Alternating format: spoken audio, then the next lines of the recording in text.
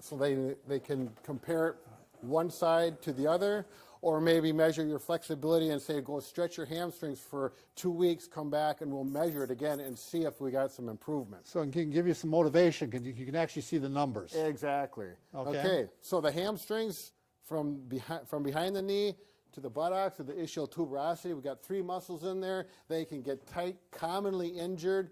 This is also a good way to check it after an injury and see how it's going in a pain-free range. So to do this, the person lies supine or on their back on the table, comfortably with a pillow.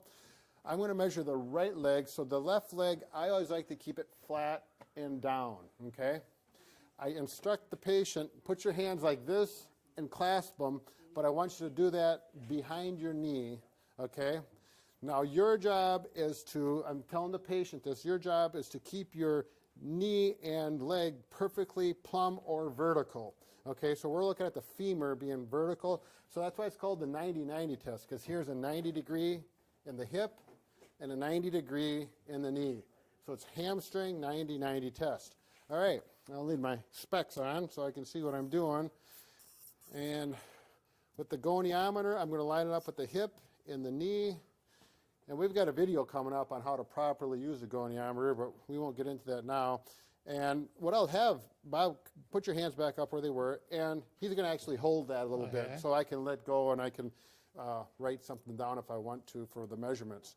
Now, Bob, I'm going to have you lift up, and I'm not going to help push on this. He's going to go as far as he can. He feels a stretch. If he goes so far and he starts moving, stretch things out, Bob. Yeah, and he starts changing this vertical, that's no good. Sure. This has to stay still. Yep. And I'm going to go from here to here, and right there, Bob is at a 46. Okay. Now I'll jot that down. Right leg